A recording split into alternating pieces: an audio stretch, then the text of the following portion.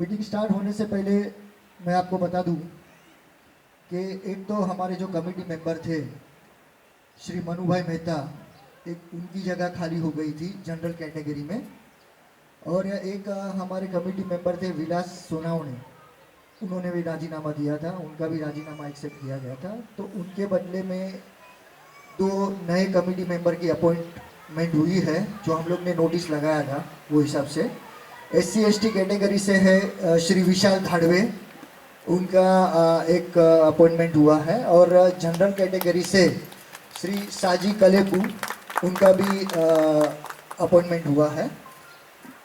अब सबसे पहले मुद्दा है, एजेंडा है to elect president of the meeting. तो आज की मीटिंग के लिए मैं प्रेसिडेंट के तौर पे श्री राम सिंह का नाम सजेस्ट करता हूं। मुझे इसमें 2 जन का अनुमोदन चाहिए।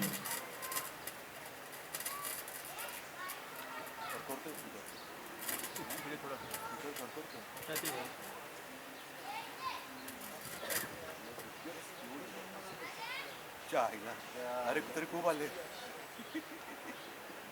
तरी खूप आले।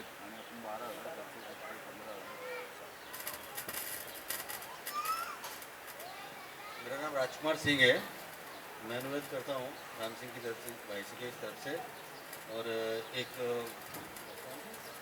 साजी कलेन।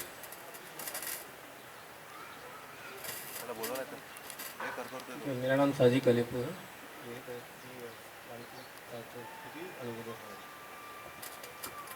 धन्यवाद। आज की मीटिंग के प्रेसिडेंट के तौर पे राम सिंह का नियुक्ति किया गया है, उसमें श्री राज सिंह और श्री साजी कलेपू, उनका अनुमोदन मिला है।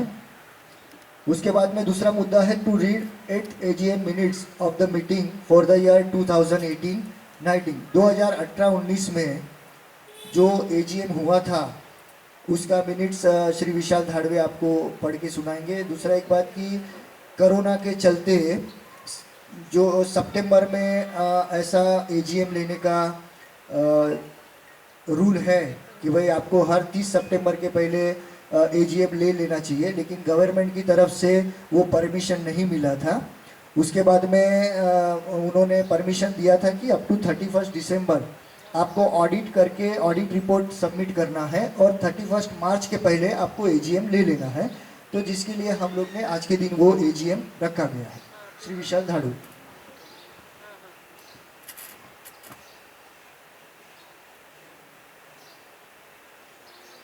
हेलो, नमस्कार। सभी AGM का आए हुए सभी कमेटी मेंबर का और सभासदों का हार्दिक स्वागत। लास्ट ईयर की जो AGM हुई थी उसके लिए जो मिनट्स ऑफ द मीटिंग है मराठी में है, मराठी में पढ़ के सुनाता हूँ। किसी को अगर कुछ भी डाउट हो या समझ में नहीं आ रहा है तो आप बोल सकते हैं, तो मैं उसका ट्रांसलेशन करके बताऊंगा आपको। तो मिनट्स ऑफ द मीटिंग के लिए मैं पढ़ना शुरू कर रहा हूँ। Srishti height cooperative housing society limited, Nalasopara पश्चिम या संस्थेची वार्षिक सर्वसाधारण सभा रविवार दिनांक 15/9/2019 रोजी सकाळी ठीक 10:30 वाजता संस्थेच्या आवारात आयोजित करण्यात आली होती।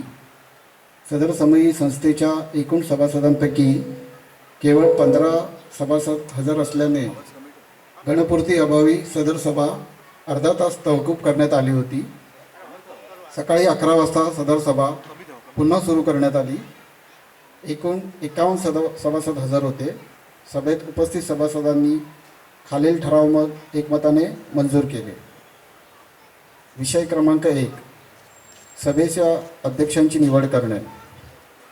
ठराव क्रमांक 1, संस्थेचे सचिव श्री विपुल भट यांनी सभासदांना विनंती केली की सदर सभेचे अध्यक्षपद सभासदांपैकी कोणीतरी स्वीकारावे। त्यांनी विनंती केली की सदर सभेचे अध्यक्षपद संस्थेचे सभासद श्री राम सिंग यांनी स्वीकारावे। श्री राम सिंग यांनी सदर सभेचे अध्यक्षपद धारण केले व उपस्थित सभासदांचे स्वागत केले। त्यानंतर संस्थेचे सचिव श्री विपुल भट यांनी अध्यक्षांकडून परवानगी घेऊन सभेला सुरुवात केली। ठराव सर्वानुमते मंजूर। सूचक श्री विपुल भट, अनुमोदक श्री कैलासवासी मनुभाई मेहता, श्रीमती सुरेखा रेडकर. विषय क्रमांक 2. सन 2017-18 मागील वार्षिक सर्वसाधारण सभा विशेष सर्वसाधारण सभेचे इतिवृत्त वाचून मंजूर करणे. ठराव क्रमांक 2. असा ठराव करण्यात येतो की सन 2017 या वार्षिक सभेचा इतिवृत्त श्रीमती सुरेखा रेडकर यांनी वाचून दाखवला. तो ठराव सर्वानुमते मंजूर झाला होता. विषय क्रमांक 3. संस्थेचे सन 2018-19 या आर्थिक वर्षाचे नफा तोटा पत्रके, ताळेबंद व लेखापरीक्षण अहवाल वाचून मंजूर करणे.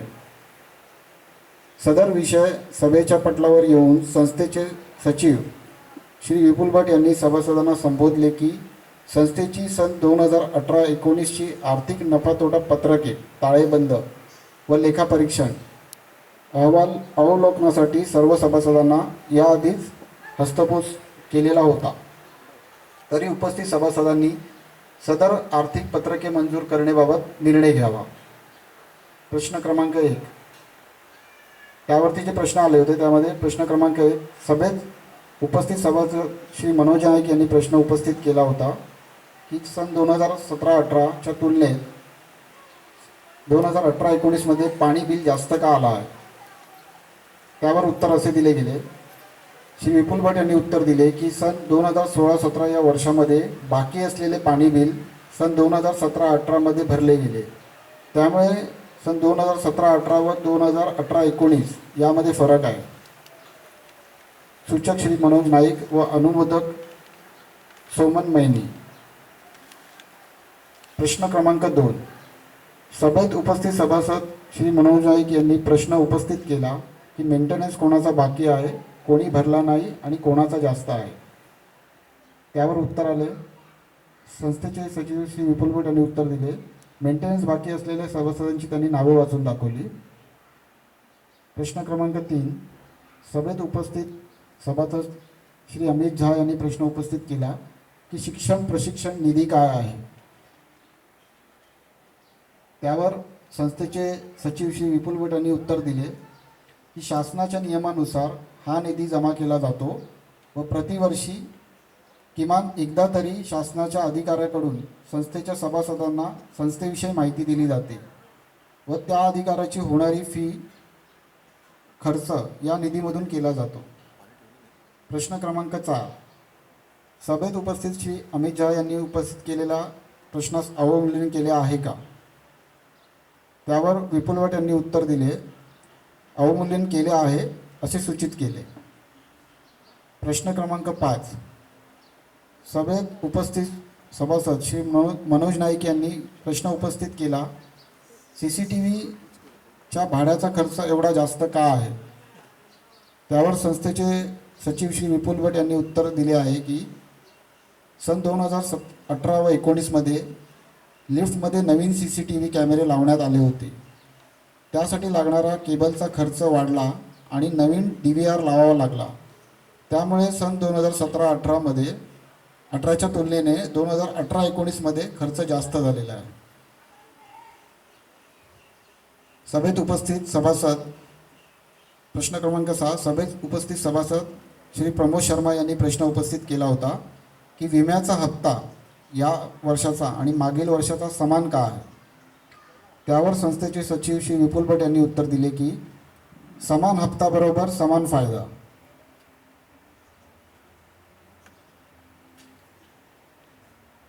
विषय क्रमांक 4. संस्थेचे सन 2019-20 या आर्थिक वर्षासाठी लेखापरीक्षकाची नियुक्ती करण्याबाबत निर्णय घेणे. ठराव क्रमांक 4. असा ठराव करण्यात येतो की संस्थेचे सन 2019-20 या आर्थिक वर्षासाठी संस्थेचे वैज्ञानिक लेखापरीक्षण करण्यासाठी संस्थेचे सचिव श्री विपुल भट यांनी श्री प्रकाश शेलार यांचे नाव सुचवले. त्याकरिता सर्व सभासदांनी विचार करून हे मान्य करण्यात आले की सदर ठराव सर्वानुमते मंजूर करण्यात आला. ठराव सर्वानुमते मंजूर. सूचक श्री विपुल भट, अनुमोदक श्री मनोज नाईक. विषय क्रमांक 5. सन 2018-19 मध्ये आलेले नवीन सभासद. ठराव क्रमांक 5 सन 2018-19 मध्ये आलेली नवीन सभासदांची नावे सभेमध्ये घेण्यात आली व त्यावर सभासदांनी नवीन सभासदांचे स्वागत करण्यात आले. नवीन सभासदांची नावे खालीलप्रमाणे होती. बी 402 श्री महेंद्र प्रसाद विश्वकर्मा आणि श्रीमती विश्वकर्मा. ए 504 मिथिलेश वीरेंद्र यादव आणि श्रीमती यादव. 3 A 103 श्री मनोज नाईक आणि श्रीमती नाईक. 4 B 301 हरिनंदन प्रसाद. C 401 SG Patankar Shrimati Patankar. B 302 Shrimati Nita रामशिवदसानी भाबनानी आणि श्री भाबनानी. सदर सभेत वरील सर्व सभासदांचे सभासदत्व मंजूर करण्यात आले आणि हा ठराव सर्वानुमते मंजूर झाला. त्यावर प्रश्न क्रमांक 1 आहे. सभेत उपस्थित सभासद डॉक्टर कुंभार यांनी असा प्रश्न उपस्थित केला की आपल्या संस्थेचे लेखापाल यांच्याकडे रजिस्टर नंबर आहे की नाही. त्यावर संस्थेचे सचिव श्री विपुल भट यांनी असे उत्तर दिले की याची पडताळणी करून आपणास कळवतो. विषय क्रमांक 6. प्रश्न क्रमांक 1. संस्थेच्या आवारात असणारा कॉमन डिश एंटिना याचे योगदान.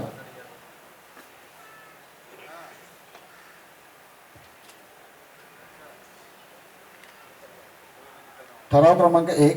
संस्थेचे सचिव श्री विपुल भट यांनी सभासदांसमोर असा ठराव केला की संस्थेमध्ये असणारे कॉमन डिश एंटिनाचे योगदान हे पर फ्लॅट ₹50 असे 11 महिने व कॉमन डिश एंटिना याचा होणारा खर्च 50% सोसायटी करेल व 50% ओनरने करावा, संस्था करेल, असे सर्व सभासद करतील. सूचक श्री विपुल भट, अनुमोदक डॉक्टर कुंभार आणि श्री लिओन डिसोजा. विषय क्रमांक 7. बिल्डिंग कन्व्हेन्स योगदान. ठराव क्रमांक 7. संस्थेचे सचिव श्री विपुल भट यांनी बिल्डिंग कन्व्हेन्सबाबत केलेली सर्व प्रोसेस सभासदांसमोर मांडली. बिल्डिंग कन्व्हेन्सबाबत जी माहिती बिल्डरला देण्यात आली तीही सभासदांसमोर ठेवण्यात आली. बिल्डरने कन्व्हेन्सबाबत केलेली चर्चा सभासदांसमोर ठेवण्यात आली.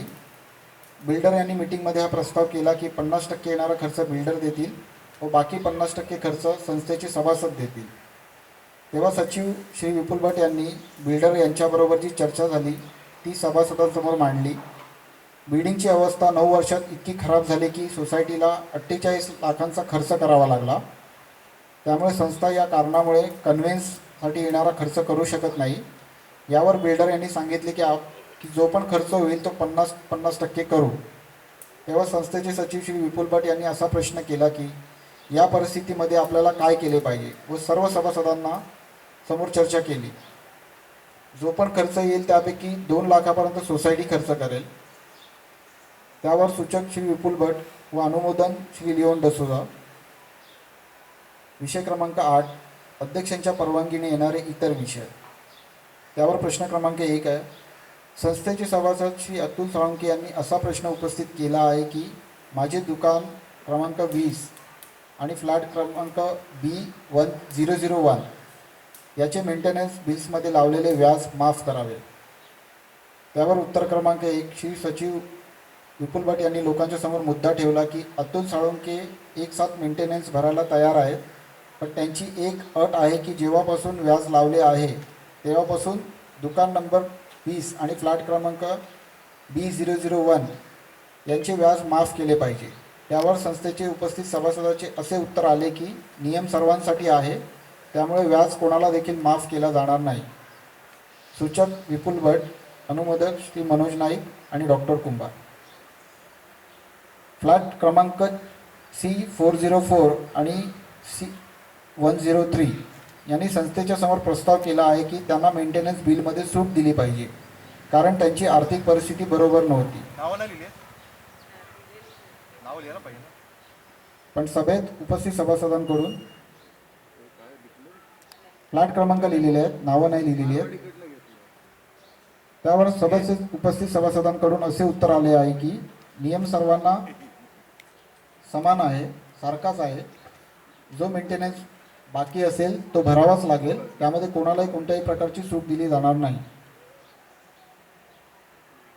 संस्थेमध्ये असणारे दुकान क्रमांक 21 स्वतःचा मेंटेनन्स भरत नाही आहेत, कारण आपल्याला लीगल फीज 500 रुपये लावली आहेत. पण त्यांचे म्हणणे असे आहे की लीगल फीज हटवा म्हणजे मी मेंटेनन्स भरायला तयार आहे. परंतु वार्षिक सर्वसाधारण सभेत असे मंजूर केले होते की जो पण मेंटेनन्स भरणार नाही त्यांना लीगल नोटीस देण्यात येईल आणि लीगल नोटीसचा जो पण खर्च येईल तो त्या मेंबरला भरावा लागेल. त्यामुळे लीगल फी जी पण मेंटेनन्समध्ये चार्ज केली आहे ती माफ केली जाणार नाही. विशेष सर्वसाधारण सभेमध्ये असा निर्णय झाला की बिल्डिंग रिपेअरिंगसाठी कन्सल्टंट नेमून त्याची 1% येणाऱ्या खर्चावर देऊ. परंतु काही कारणास्तव कन्सल्टंट शिफ्ट झाले मुंबई ते गुजरात. त्यानुसार आपण आता दुसरा कन्सल्टंट बघावा लागेल. नवीन कन्सल्टंट बरोबर चर्चा झाली. त्यावर त्यांनी फी 5%ची मागणी केली आहे. 5% कॉन्ट्रॅक्ट रकमेवर. त्यावर संस्थेत उपस्थित सभासदांनी चर्चा केली व असे ठरवले की कन्सल्टंटला 2% ते 2.5% पेक्षा जास्त द्यायचे नाही व कॉन्ट्रॅक्टमध्ये तसे लिहून घ्यायचे. डी. संस्थेच्या आवारात पुढील विषय. संस्थेच्या आवारात लहान मुलांना मुलींना दुचाकी व चारचाकी गाडी चालवण्यास सक्त मनाई आहे आणि जो पण या नियमाचे पालन करणार नाही त्यावर तक्रार पोलीस स्टेशन माइक लांब पकड.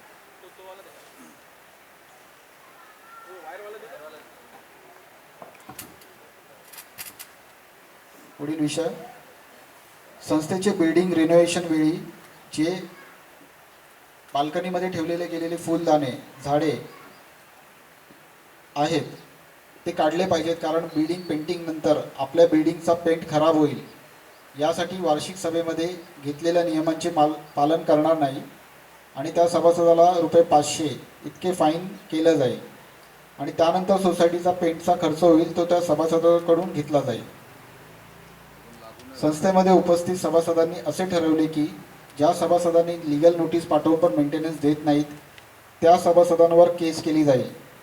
त्या सभासदांचे दुकान खालील फ्लॅट नंबर व दुकान नंबर खालीलप्रमाणे A002, A505, B001, B704, C102, C103, C702, C704, shop number 007, 010, 018, 020, 021, 030.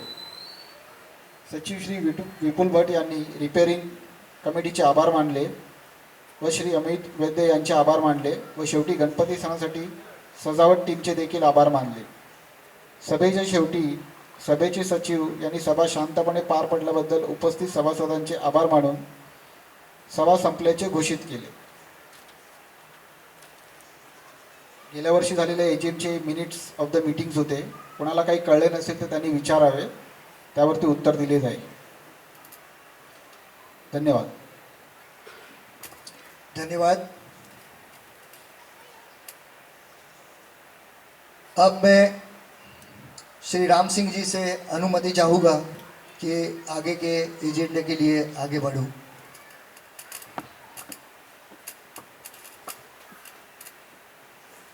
सृष्टि हाइट के आए हुए सभी सदस्यों को मैं धन्यवाद देता हूं कि आज की मीटिंग में उन्होंने अपना महत्वपूर्ण समय दिया और इसी के साथ विपुल भाई को भी मैं कार्यक्रम शुरू करने की अनुमति दी.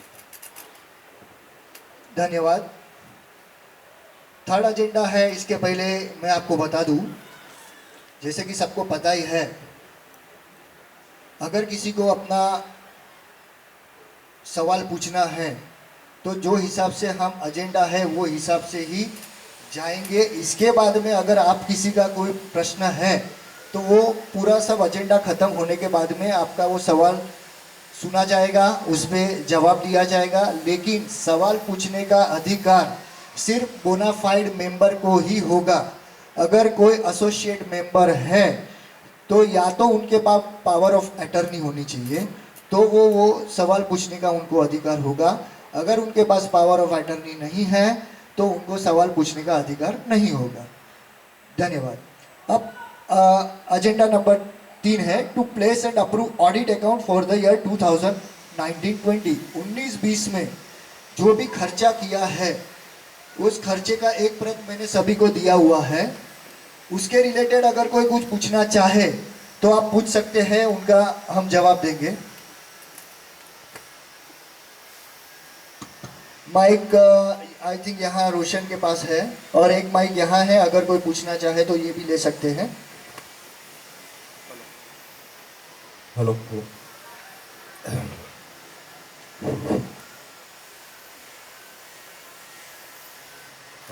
यहाँ पे बैठे सब कमेटी मेंबर को मैं पूछना चाहता हूँ कि मैंने देखा है, मतलब 4-5 सालों से हम लोग देख रहे हैं कि खाली विपुल भाई जवाब देते हैं, बाकी सब कमेटी मेंबर चुपचाप बैठे रहते हैं।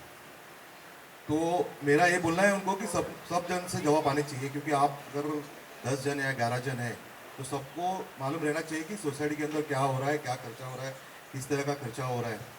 ठीक है, तो देखा है, मतलब हमेशा हम लोग 4-5 साल यही देख रहे हैं कि विपुल भाई जो जवाब देते हैं या फिर चेयरमैन साहब जवाब देते हैं, बाकी लोगों को कुछ आइडिया नहीं रहती है। तो थोड़ा उसके लिए अगर आपके मेंबर्स उस पे मैं बोलना चाहूँगा कि जब भी एक बैलेंस शीट बनता है, बैलेंस शीट एजीएम में जब भी प्रेजेंट की जाती है तो वो बैलेंस शीट पहले मंथली मीटिंग में कमेटी मेंबर से अप्रूव किया जाता है और जो भी खर्चा किया जाता है वो उनको बताया जाता है और उनका नहीं जवाब देना या तो नहीं बोलना, उसका कारण ये है कि अकाउंटिंग रिलेटेड जो नॉलेज है उनको वो उतना नॉलेज नहीं है, इसके लिए वो उनका जवाब नहीं दे पाते हैं। उसके अलावा हर एक काम में आज सभी कमेटी मेंबर साथ में खड़े रहते हैं और जो भी निर्णय लिया जाता है किसी भी विषय पे तो वो निर्णय कमेटी मीटिंग में रखा जाता है। कमेटी मीटिंग में रखा जाने के बाद में सभी मेंबर से उनका राय लिया जाता है, उनसे विचार विमर्श किया जाता है। उसके बाद में उनका ओपिनियन जानने के बाद में ही ये जवाब दिया जाता है। आपका पॉइंट बरोबर है, लेकिन जो उनका फील्ड उनको इतना नॉलेज नहीं है जिसकी वजह से नहीं, मैंने ये सवाल पूछने का रीज़न ये है कि बहुत बार कमेटी मेंबर्स पे हम लोगों ने कुछ सवाल पूछे, मालूम नहीं रहता, तो इसकी वजह से अगर आपके भी कमेटी मेंबर उस तरह मतलब रेडी रहे ना तो हम लोग को भी सेटिस्फाई होगा। उसका एक ही कारण हो सकता है कि कमेटी मीटिंग में नहीं आना, क्योंकि आज कमेटी मीटिंग में ऐसे बहुत से मेंबर्स हैं जो प्रेजेंट नहीं रहते हैं और उनको क्लियर कट बताया जाता है कि मीटिंग में आपको आना है। आने के बाद में हम जो भी मुद्दे रहते हैं वो मीटिंग में लेने के पहले वो मैं नोटिस बनाता हूँ, नोटिस बनाने के बाद में उनका सिग्नेचर लेता हूँ, सिग्नेचर लेने के बाद में उनको बोला जा रहा है कि आपको मीटिंग में आना है। अगर मीटिंग में आप तभी हाजिर नहीं रहते हैं जब ये मुद्दे पे चर्चा होती है तो उसके बाद में आपको उस पर सवाल उठाने का अधिकार नहीं है, क्योंकि आप कमेटी मेंबर हो, आपकी ड्यूटी है। दूसरा एक कारण है ऐसा कि जो प्रीवियस कमेटी जो डिसॉल्व हुई उसके बाद में जो नई कमेटी आई थी, तो नई कमेटी में जो भी मेंबर्स आए हैं उनको इतना नॉलेज नहीं है। पहली बात, अपने पास एक ही ऑप्शन था कि अगर कमेटी रजिस्ट्रार ऑफिस के पास, सोसाइटी अपनी रजिस्ट्रार ऑफिस के पास नहीं जावे, इसके लिए किसी न किसी को इनिशिएटिव लेना पड़ेगा। अगर हम लोग इनिशिएटिव नहीं लेंगे तो आज ये जो प्रॉब्लम है और आज हम लोग ने जो ये नहीं, हम भी चाहते हैं कि रजिस्टर के पास में जाए, हम लोग को मालूम है रजिस्टर के पास जाने का, लेकिन अगर आप देखेंगे आपके कितने मेंबर है? 11 मेंबर है। एग्जैक्टली 11 मेंबर है। राइट। अभी दिखी सामने हम लोग इतने दिख रहे, 3, 4, 7 ही दिख रहे। बरोबर है। अभी भी 4 मेंबर आपके नहीं है, नहीं है। अवेलेबल नहीं है। एग्री है आपकी बात से मैं भी सहमत हूँ, लेकिन जब भी एजीएम लिया जाता है तो एजीएम का डिटेल और डिसीजन 1 महीने पहले मंथली मीटिंग में लिया जाता है और मंथली मीटिंग में लेने के बाद में उनको बताया जाता है कि ये डेट को एजीएम है, आपको आना है। हर एक को अपनी जिम्मेदारी समझनी होगी। हम उनको बोल सकते हैं, उनको रिमाइंड कर सकते हैं, उनको आने के लिए बोल सकते हैं, लेकिन उनको अपनी जिम्मेदारी समझ के आना चाहिए। उनको अपनी जिम्मेदारी समझनी चाहिए। ऐसा ठीक है। विपुल भाई, दूसरा सवाल है कि जो भी जवाब होंगे यहाँ पे, तो हम लोग को पॉजिटिवली आप लोगों से उसका सर्टिफिकेशन जॉब मिलेगा। इट इज ये नॉट आप- पर्सनल वैसे। पर्सनल नहीं है, मैं चाहता हूँ कि देखिए यहाँ पे कोई पर्सनल नहीं है, आप सोसाइटी के लिए बहुत कुछ अच्छा कर रहे हैं। हम भी चाहते हैं अगर अपोजिशन नहीं रहेगा ना तो तकलीफ बढ़ती है, जैसी भी हो रही है बहुत जगह। सही बात है, तो मैं वही बोल रहा हूँ कि अपोजिशन रहना चाहिए। बरोबर अगर है। अपोजिशन टिका रहेगा तो सामने वाले को भी टिका उसका संभाल के जवाब देना चाहिए। आज ओपोजिशन है और इसके लिए मैं उनका धन्यवाद भी करता हूँ कि उनके होने की वजह से ही आज हमारी सोसाइटी इस मुकाम पे है। अगर ओपोजिशन नहीं होता और अगर कोई सवाल नहीं मैं करते, चालू होने के पहले और- मतलब आपको बोल रहा हूँ नहीं सही बात है। और आज का दिन तो ये होना ही चाहिए। अगर आज के दिन में ये नहीं होगा तो हमको पता कैसे चलेगा कि हम कहाँ गलत हैं, हम क्या गलत कर रहे हैं। कभी कभी हम गलती करते हैं तो हमको दिखता नहीं है, लेकिन सामने वाले को दिखता है। तो अगर आप वो करेंगे नहीं, हमको पॉइंट आउट करेंगे नहीं, तो हमको पता नहीं चलेगा। और हमारा काम है उसको बात सुन के उसको रिजोल्व करना, उसका सॉल्यूशन निकाल के उसको दूर करना, ना कि उसके साथ आर्ग्यूमेंट में उलझना। अभी मेरे को एक सवाल था अभी मतलब इसमें ये देख रहा हूँ मैं। एक्चुअली मैंने नॉर्मली ऐसा होता है कि इंश्योरेंस प्रीमियम कम होता है, यहाँ पे बढ़ा हुआ दिख रहा है कुछ 25,000 रुपीज़ बढ़ा हुआ है, ऐसा क्यों? जी, आपके नॉलेज बहुत अच्छा सवाल है और ये सवाल पे मैं आना चाहता था, लेकिन थैंक यू। इंश्योरेंस प्रीमियम हर साल बढ़ते जाता है। गए साल में इंश्योरेंस प्रीमियम था 73,000, फिर हो गया 1 लाख। आज की डेट में अभी तक अपना इंश्योरेंस नवंबर में ख़त्म हो गया है, हमको इंश्योरेंस निकालना है, लेकिन अभी तक उस पर चर्चा चालू है। क्यों? क्योंकि अगर वही हम रिस्क कवर वही हम कंटिन्यू करते हैं तो आज की डेट में इंश्योरेंस प्रीमियम आ रहा है 1,87,000 और ये गवर्नमेंट ने अपना जो चार्जेस है वो गवर्नमेंट ने बढ़ाया नहीं, है। लेकिन आप बोल रहे हैं कि नहीं- नवंबर में खत्म हो गया है, आज फरवरी चल रहा है, नवंबर दिसंबर जनवरी फरवरी 4 महीना तो ऐसे ही हो गया जी। आपके कमेटी मेंबर को 4 महीना लगना मतलब बहुत मतलब मुझे लगता नहीं कि अच्छा साइन नहीं करके नहीं, उसका- इंश्योरेंस का चीज ऐसा है ना, ये इंश्योरेंस रहे वाटर रहे या लाइट रहे जो भी है, अपने इंश्योरेंस क्यों निकाला है बिल्डिंग का?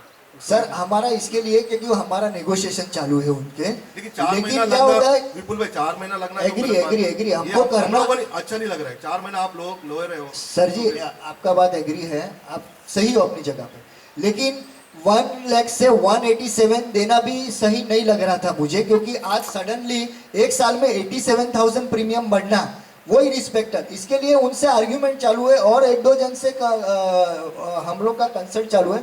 अगर नहीं होता है और बोल रहे कि अगर गवर्नमेंट ने ही ये डिसीजन हो गया है और गवर्नमेंट ने ही ये चार्जेस बढ़ा दिए हैं तो मेरे और आपके हाथ में कुछ होगा भी नहीं। मेरा बोलना ये था कि 4 महीना आप लोगों को नहीं लगना चाहिए था ये डिसीजन लेने के लिए, ठीक है? आपने कुछ कोरोना की वजह से या क्योंकि जो चीज इंपॉर्टेंट है वो आप लोगों को पहले ही करनी है ऑथोरिटी दिया हुआ है करनी हम मेंबर्स ने कि आपको करनी है करके। करनी। बड़ा कुछ आता है तो आप एज स्पेशल एजेंट लेके करोगे, राइट, बराबर? राइट। ये इंश्योरेंस रहेगा, वाटर रहेगा, इलेक्ट्रिक का रहेगा, ये सब चीजें आप लोगों को पहले ही करनी चाहिए ये चीजें। राइट, तो मुझे लगता है आपने मुझे लगता है ये महीने में होना चाहिए आपसे। एग्जैक्टली इसके लिए आज अभी क्या है कि ये मुद्दा आने वाला था, क्योंकि ऑब्वियसली बढ़ रहा है। अगर ये आज 1 लाख है और नेक्स्ट एजीएम के बैलेंस शीट में 187,000 दिखेगा तो ऑब्वियसली लोगों को होएगा कि भाई इतना चार्जेस ज़्यादा क्यों दे रहे हैं। तो उसका रीज़न ये है कि सोसाइटी नेगोशिएशंस कर रही है, कोशिश कर रही है कि सेम रिस्क फैक्टर में अगर हमको कम प्रीमियम में अगर मिलता है सेम रिस्क कवर तो हम वो लेंगे, अगर नहीं मिलता है तो हमको वो बाय डिफॉल्ट लेना ही लेना। नहीं सर, हम लोग आपको कमेटी मेंबर को अप्रिशिएट करता हूँ कि आपने सोसाइटी के पैसा कैसे बचे वो भी सोच रहे, लेकिन सर रिस्क फैक्टर भी तो देखो आप 4 महीना रिस्क फैक्टर लेके नहीं चल सकते ना। मेरा सवाल वही है। ये मंथ एंड में कंप्लीट हो जाएगा और वो 100% अपना इंश्योरेंस निकल भी जाएगा।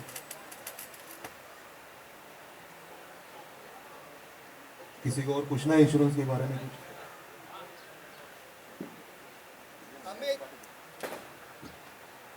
मुकेश को पूछना पड़ेगा, आपको नहीं। ना भाई, ओनर पे मेरा भी नाम है, we both are the owners of the. But आप एसोसिएट मेंबर हो तो ओनर को ओनर एग्जैक्टली जो को-ओनर है ना उसको एसोसिएट मेंबर बोलते हैं। जो क्या कर रहे हो आप? को-ओनर है तो सिटिंग। हाँ तो behind me. उनको माइक दो, उनको पूछने दो इसे। मतलब वो ये है क्या ओनर है उसका ओनर को अलाउड नहीं है, पहले बोल दिया।